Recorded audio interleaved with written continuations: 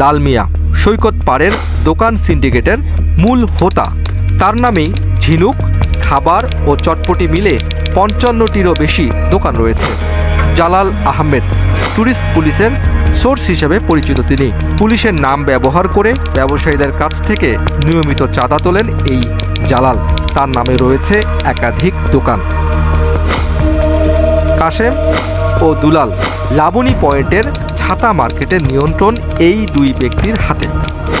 নুরুল আমিন কিটকট ছাতা ও সিন্ডিকেটের অন্যতম একজন হোতা, যার নামে বেনামে শত শত কিটকট ছাতা রয়েছে।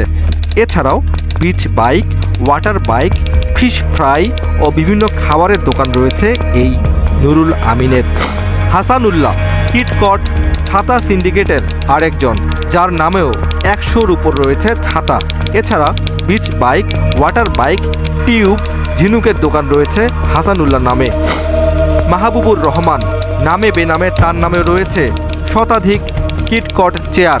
এছাড়াও সৈকতের টিউব ও ঝিনুকের দোকান রয়েছে এই মাহবুবের।